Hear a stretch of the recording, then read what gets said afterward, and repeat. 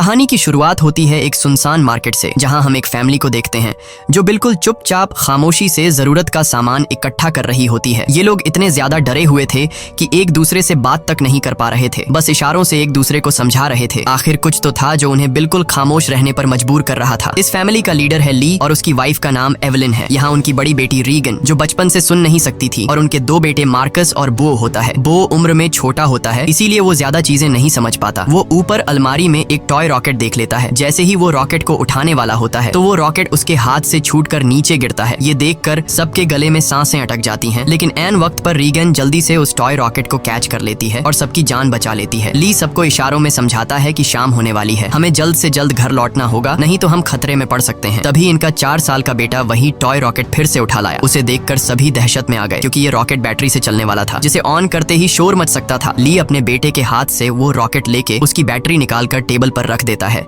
इसके बाद वो सभी घर के लिए निकलने लगे, लेकिन बो उस रॉकेट को साथ ले जाने की बार बार जिद कर रहा था। इसलिए रीगन चुपके से इस बिना बैटरी वाले रॉकेट को उसके हाथ में थमा देती है और वो भी स्टोर से बाहर आ गई। पर तभी उस बच्चे ने रॉकेट की बैटरियां भी उठा ली। इसके बाद ये चारों लाइन से घर की तरफ निकल पड़े। तब हम देखते हैं कि रोशनियों से चमकने वाला ये शहर कभी गाड़ियों के शोर और इंसानों की भीड़ से भरा रहता, मगर आज ये शहर पूरी तरह से वीरान और सन्नाटे में डूबा हुआ है। यहाँ इंसान तो दूर बल्कि परिंदों की भी आवाज नहीं सुनाई देती। हर तरफ एक खौफनाक सी खामोशी छाई हुई है। पूरी दुनिया में अब कमतर ही लोग जिंदा बचे हैं, जिनमें ये 5 लोग भी शामिल हैं। यहाँ हम देखते हैं कि उन्होंने लाइन से अपने घर तक रेत बिछाया हुआ है और ये लोग इस पर नंगे पांव चल रहे थे ताकि कदमों की भी आहट न हो। वहीं मासूम बो रीगन के पीछे था। वह रॉकेट को लेकर बहुत खुश था। तभी बो ने रॉकेट में बैटरी लगाकर उसे ऑन कर दिया, जिससे उस रॉकेट में म्यूजिक बजने लगा। रीगन सुन नहीं सकती थी, इसलिए आवाज पर उसका ध्यान ही नहीं गया, लेकिन जब ली और एवलिन ने उसे सुना तो वो दोनों बहुत ज्यादा घबरा गए। तभी अचानक घने जंगलों के बीच से निकलकर गोली की रफ्तार से भागता एक खौफनाक मॉन्स्टर बो की तरफ बढ़ने लगा। ली जल्दी से खिलौने को बंद करने के लिए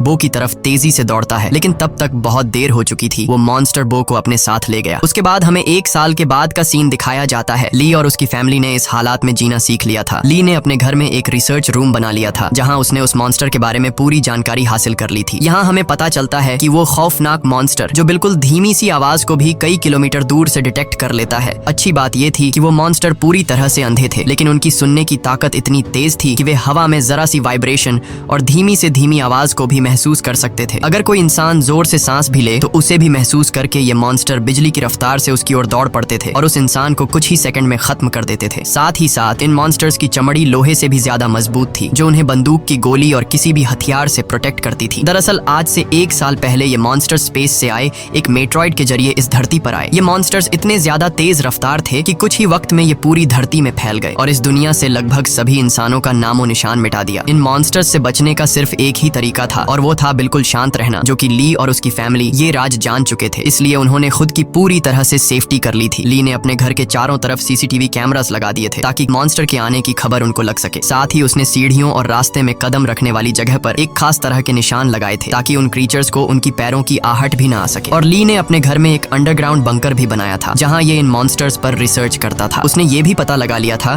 कि इस इलाके में कुल 3 मॉन्स्टर मौजूद हैं। अब ली उन मॉन्स्टर की कमजोरी के बारे में जानने की कोशिश कर रहा था। साथ ही साथ ली रेडियो के जरिए पूरी दुनिया में हेल्प का सिग्नल भेज रहा था, लेकिन अब तक उसका किसी से भी कांटेक्ट नहीं हो पाया था। यहाँ हमें पता चलता है कि एवलिन प्रेग्नेंट है और जल्द ही वो एक बच्चे को जन्म देने वाली है। अब क्योंकि ये बच्चा पैदा होने पर रोने लगेगा, इसलिए उन्होंने अपने आने वाले बच्चे के लिए एक साउंड प्रूफ बॉक्स बना लिया है, ताकि जब भी अगर बच्चा रोए तो उसके मुंह पर ऑक्सीजन मास्क रखकर उसे उस बॉक्स में छुपा दें, जिससे उस मॉन्स्टर को बच्चे की रोने की आवाज नहीं आएगी। इस मुश्किल हालात में मॉन्स्टर से बचने के लिए रेडी रहना बहुत जरूरी था, लेकिन ली की बड़ी बेटी रीगन सुन नहीं सकती थी और ये कमी उसके लिए एक बड़ी मुसीबत बन सकती थी। इसलिए ली इसकी इस कमी को दूर करने की कोशिश में था। ली अपनी बेटी रीगन के लिए एक कॉक्लियर हीरिंग एम्पलीफायर बनाता है और ली वो एम्पलीफायर रीगन को दे देता है। लेकिन रीगन इस एम्पलीफायर को लेकर खुश नहीं थी, क्योंकि उसे लगता था कि हमेशा की तरह ये एम्पलीफायर भी काम नहीं करेगा, क्योंकि ली अपनी बेटी रीगन के लिए पहले भी कई एम्पलीफायर बना चुका था। इसलिए रीगन पहले तो इस एम्पलीफायर को गिरा देती है, लेकिन जब वह उस एम्पलीफायर को टेस्ट करती है तो ये एम्पलीफायर काम कर रहा होता है। बाहरी दुनिया की आवाज सुनते ही वो खुशी के मारे रोने लगती है और साथ में रीगन को अपने छोटे छोटे भाई की याद भी आती है। रेगन आज भी खुद को अपने भाई की मौत का जिम्मेदार ठहराती है। इससे लगता है कि अगर उस दिन वो अपने भाई को टॉय रॉकेट नहीं देती तो आज उसका भाई जिंदा होता। रेगन अपने पिता के काम में हाथ बटाकर खुद को साबित करना चाहती थी, इसलिए रेगन अपने पिता के अंडरग्राउंड बंकर की तरफ जाने लगती है,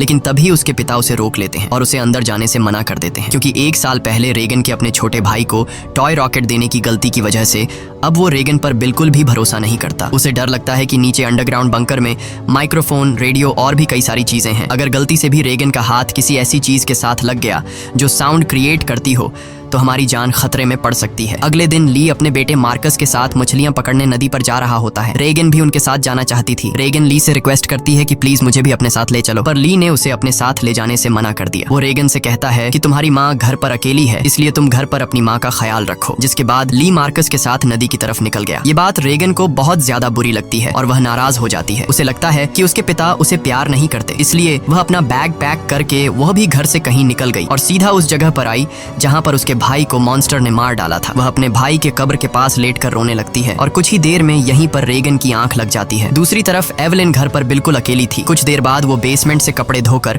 उन्हें बोरी में भरकर बाहर ले जा रही थी। तभी सीढ़ी पर लगा एक कील उस बोरी में फंसकर सीधा हो गया। वह नुकीला कील ठीक उनके पैर रखने की निशान पर था, पर एवलिन उसे देख नहीं पाई। उधर ली और मार्कस मछली पकड़ने में लगे थे। कुछ देर बाद ली अपने बेटे मार्कस को एक झरने के पास ले आता है और ली अपने बेटे से कहता है कि यहाँ तुम बात कर सकते हो, क्योंकि पानी के झरने की वजह से तुम्हारी आवाज उसमें हाइड हो जाएगी और तुम्हारी आवाज उस मॉन्स्टर तक नहीं पहुंच पाएगी। अब तुम खुलकर बात कर सकते हो। वो दोनों झरने के पास बैठकर बातें करने लगते हैं। मार्कस पूछता है क्या वो बो की मौत का जिम्मेदार रेगन को मानते हैं, जिस पर ली जवाब देता है कि जो कुछ भी बो के साथ हुआ उसमें किसी की भी गलती नहीं थी। लेकिन मार्कस ली को बताता है कि रेगन आज भी बो की मौत का जिम्मेदार खुद को ठहराती है, इसलिए तुम्हें रेगन को ये बात बतानी चाहिए कि उस दिन तुम्हारी कोई गलती नहीं थी। इसी दौरान एवलिन ने अपने मर चुके बेटे की तस्वीर लिए उसकी याद में आंसू बहा रही थी। तभी अचानक उसे लेबर पेन शुरू हो गया, यानी कि उसकी डिलीवरी का टाइम आ चुका था। वो फोटो फ्रेम हाथ में लिए हुए जल्दी से बेसमेंट की तरफ जाने लगी, पर तभी सीढ़ियों से नीचे उतरने की जल्दी में उसका पैर उस नुकीले कील पर धंस गया। एवलिन दर्द से तड़प उठी, पर उसने अपने मुंह से आवाज नहीं निकाली, लेकिन उसके हाथ से उसके बेटे का फोटो फ्रेम छूट गया और तेज आवाज के साथ नीचे गिरकर टूट जाता है। एवलिन ने जैसे तैसे करके अपने पैर को खींचकर उस कील से बाहर निकाला। इस दौरान उसे इतनी तकलीफ हुई कि उसका चेहरा पूरी तरह से लाल हो गया, लेकिन वो खुद पर काबू रखते हुए अपने मुंह से आह तक नहीं निकालती, क्योंकि उसे पता था कि आवाज निकालने का मतलब अपनी मौत को दावत देना है। वो लंगड़ाती हुई नीचे आकर लाइट का स्विच ऑन करती है, जिससे बाहर रेड लाइट जल पड़ी। अब वो वापस ऊपर की तरफ लौटने लगी, पर तभी उसने कुछ देखा जिससे उसके गले में सांस अटक गई। असल में वो मॉन्स्टर उसके घर तक पहुंच चुका था। दरअसल जब एवलिन के हाथ से वो फोटो फ्रेम गिर गया था तो उस आवाज को मॉन्स्टर ने सुन लिया था। डर से कांपती एवलिन दीवार के पीछे छिप गई। दूसरी तरफ ली और मार्कस मछलियां पकड़कर घर वापस लौट रहे थे। तभी दूर से उन्होंने देखा कि घर के चारों ओर रेड लाइट जल रही है। ली समझ गया कि एवलिन खतरे में है। वह तुरंत घर की तरफ भागा। उधर बेसमेंट में छिपी एवलिन डर के मारे कांप रही थी और वो मॉन्स्टर उसे घर के हर एक कोने में ढूंढ रहा था। तभी एवलिन को बेसमेंट में एक टाइमर मिला। यहाँ एवलिन समझदारी से काम लेते हुए उस टाइमर में कुछ सेकंड्स का टाइम सेट करके उसे एक कोने में रख देती है और जल्दी से एक दूसरे कोने में आकर चुप जाती है। इतने में वो मॉन्स्टर वहाँ हलचल महसूस कर लेता है और वो धीरे धीरे उस हलचल वाली जगह की तरफ बढ़ने लगा। वो एवलिन के काफी करीब था। एक तो एवलिन को लेबर पेन हो रहा था और दूसरा उस मॉन्स्टर का डर था, लेकिन एवलिन अपने आप को पूरी तरह से कंट्रोल करके बिल्कुल चुपचाप बैठ जाती है। तभी टाइमर में अलार्म बजा, जिसे सुनते ही वो मॉन्स्टर तेजी से उस डायरेक्शन में भागा। मौके का फायदा उठाते हुए एवलिन जल्दी से अंडरग्राउंड बेसमेंट से बाहर निकली, पर वो जैसे ही मेन डोर से बाहर निकलने वाली थी तो उसने देखा कि एक और मॉन्स्टर घर के बाहर यहाँ वहाँ घूम रहा है, इसलिए एवलिन वहीं पर दीवार के साथ छिप गई। उधर ली मार्कस के साथ दूर से ये सब कुछ देख रहा था। ली समझ गया कि अगर मैं अपनी बीवी को बचाने के लिए घर पर जाऊंगा तो मैं अपनी बीवी को बचाने के बजाय हम दोनों की जान जा सकती है, क्योंकि उस मॉन्स्टर की बॉडी इतनी सख्त है कि उसे बंदूक से मार पाना इम्पॉसिबल है। इसलिए वह अपने पहले से बनाए हुए एक प्लान पर काम करने लगा। ली ने जल्दी से मार्कस को टॉर्च दिया और उसे जल्दी फ्लेयर रॉकेट चलाने को कहा, जो उन्होंने घर से दूर एक जगह पर पहले ही वहां सेट कर रखे थे। जिसके बाद मार्कस तेजी से रॉकेट की तरफ भाग निकला। दूसरी तरफ एवलिन ऊपरी मंजिल में मौजूद बाथ टब में भाग आई थी। वह बहुत ज्यादा तकलीफ में थी। अब वह और ज्यादा देर तक बच्चे को रोक नहीं सकती थी। वह बस बच्चे को जन्म देने ही वाली थी कि उसकी सिसकियों की आवाज को महसूस करता हुआ वो मॉन्स्टर बाथरूम के करीब आ चुका था। एवलिन को समझ आ चुका था कि अब जिंदा बच पाना नामुमकिन है। तभी उधर मार्कस ने रॉकेट्स चला दिए, जिससे आसमान में तेज आवाज के साथ फ्लेयर्स शुरू हो गईं, जिसे सुनकर वह मॉन्स्टर एवेलिन को यहीं पर छोड़कर तेजी से उस आवाज की तरफ भागा और उसी पल दर्द को दबाए बैठी एवेलिन जोर से चीख पड़ी, जिसकी आवाज रॉकेट्स के शोर में दब जाती है। ये रॉकेट्स का शोर और लाइट्स दूर से रेगन भी देख लेती है और वह घर की तरफ निकल पड़ती है। थोड़ी देर बाद ली बंदूक लेकर घर के अंदर आया। उसने देखा कि सीढ़ियों पर पैरों के खून के निशान लगे हुए हैं। वह उन निशानों का पीछा करते हुए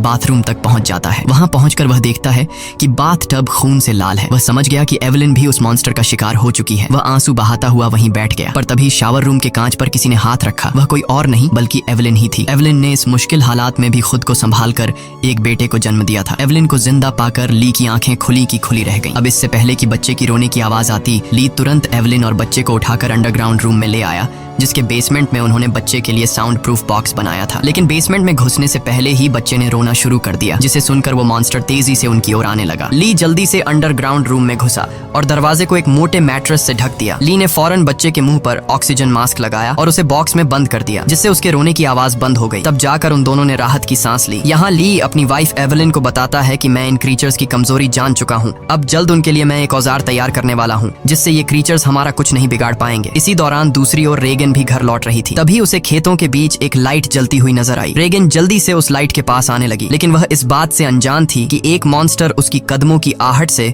उसके पीछे चलता आ रहा था। जैसे ही वह मॉन्स्टर रेगन को मारने के लिए उसके काफी करीब आया, तभी अचानक रेगन की कान की मशीन से एक नुकीली और तेज फ्रीक्वेंसी निकलने लगी। इस नुकीली आवाज से वो मॉन्स्टर तड़पने लग जाता है, जैसे ये आवाज उस मॉन्स्टर के कान के अंदर सुई की तरह चुभ रही हो। इस आवाज को ये मॉन्स्टर ज्यादा देर तक बर्दाश्त नहीं कर पाता और जल्दी वहां से भाग गया। वहीं यह आवाज रेगन के कानों को भी चुभ रही थी, पर जैसे ही वह मॉन्स्टर वहां से भागा, रेगन के कान में तकलीफ बंद हो गई। लेकिन रेगन को समझ नहीं आया कि आखिर उसके कान की मशीन ने ऐसा क्यों किया। वह इस पर ज्यादा ध्यान न देते हुए लाइट के पास पहुंच जाती है। तभी उसने पाया कि वो रोशनी एक टॉर्च की थी। जैसे ही रेगन उस टॉर्च को उठाने गई, तभी अचानक किसी ने उसका हाथ पकड़ लिया। वो कोई और नहीं बल्कि मार्कस था, जो डर से कांपता हुआ यहाँ छिपा हुआ था। अपनी बहन को देख मार्कस की घबराहट दूर हो गई। वह रेगन से कहता है कि मैं झाड़ियों से तुम्हें छुपकर देख रहा था, तुम्हारे पीछे वो मॉन्स्टर भी आ रहा था, लेकिन पता नहीं वह मॉन्स्टर तुम्हारे करीब आते ही अचानक भाग गया। ये सुनकर रेगन बहुत ज्यादा डर जाती है, क्योंकि उसे ये भी पता नहीं था कि उसके पीछे मॉन्स्टर आ रहा है। वहीं दूसरी तरफ एवेलिन को अपने बच्चों की चिंता हो रही थी। वो ली से कहती है, मुझे डर लग रहा है कि कहीं उस मॉन्स्टर ने मेरे बच्चों को खा नहीं लिया हो, तुम जल्दी से मेरे बच्चों को ढूंढ लाओ। इसीलिए ली अंडरग्राउंड रूम में अपनी वाइफ और बच्चे को सुलाकर वहाँ से बाहर निकलता है। पहले वह यहाँ वहाँ खतरा ढूंढने लगता है, मगर अब वह मॉन्स्टर भी वहाँ से जा चुका था। पर उसने पूरा घर तहस नहस कर दिया था, जिससे वहाँ मौजूद पानी का एक पाइप भी टूट गया था और पानी सीधा नीचे अंडरग्राउंड रूम में जा रहा था। लेकिन ली का इस पर ध्यान नहीं गया और वह बच्चों को ढूंढने खेतों की ओर निकल पड़ा। इस दौरान उधर मार्कस और रेगन अनाज रखने वाली टंकी के ऊपर छिपे हुए थे और आग लगा लेते हैं, ताकि इस आग को देखकर उनके पिता यहाँ आ जाए। ली भी अपने बच्चों को यहाँ वहाँ ढूंढने लगता है। कुछ देर बाद पानी के शोर से एवेलिन की आंख खुल जाती है। उसने देखा कि पूरा बेसमेंट पानी से भर चुका था। पानी ऊपर से झरने की तरह बहकर नीचे आ रहा था। इतने में एवेलिन की नजर अपने बच्चे की बॉक्स पर पड़ी।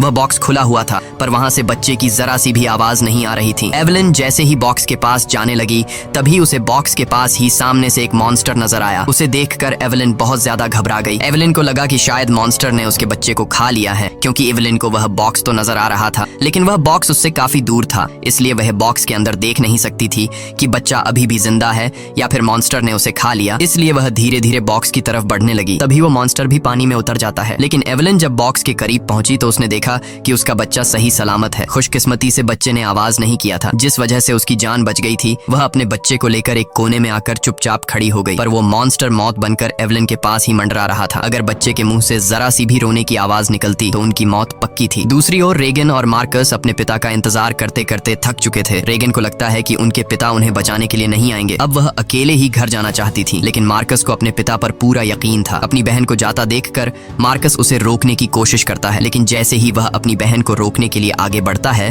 तो अनाज की टंकी का दरवाजा खुलकर वह उसके अंदर गिर जाता है। गिरते वक्त मार्कस के मुंह से तेज आवाज निकल जाती है, जिसे सुनते ही वह मॉन्स्टर जो एवेलिन को घर में ढूंढ रहा था, वह फौरन उस आवाज के पीछे भाग पड़ा, जिससे एवेलिन तो बच गई, लेकिन अब मार्कस की जान खतरे में पड़ गई थी। अनाज से भरी वो टंकी दलदल की तरह थी, जिसके अंदर फंसा मार्कस बाहर आने के लिए जितना जोर लगा रहा था, उतना ही वह उसके अंदर धंसता जा रहा था। यहाँ रेगन टंकी का दरवाजा तोड़कर उसे नीचे अनाज में फेंक देती है और खुद भी नीचे टंकी में कूद जाती है। मार्कस जैसे ही अनाज में डूबने वाला था, रीगन उसे पकड़कर बाहर निकाल लेती है और ये दोनों दरवाजे के ऊपर बैठ जाते हैं, जिससे उनकी जान बच जाती है। लेकिन इन दोनों की हलचल को मॉन्स्टर ने सुन लिया था, इसलिए वो मॉन्स्टर खेत के रास्ते से तेजी से होते हुए टंकी की तरफ बढ़ता है। ली मॉन्स्टर को तेजी से टंकी की तरफ जाता हुआ देखकर समझ जाता है कि उसके दोनों बच्चे अनाज के टंकी के पास हैं। रीगन ने मार्कस की जान तो बचा ली थी, लेकिन उसका कोई फायदा नहीं होने वाला था, क्योंकि इतने शोर शराबे के बाद मौत का साया तेजी से उनकी तरफ बढ़ रहा था। अगले ही पल वो मॉन्स्टर भी टंकी के अंदर कूद पड़ा। वो उन दोनों को मारने के लिए जैसे ही आगे बढ़ा, तभी रीगन की कान की मशीन से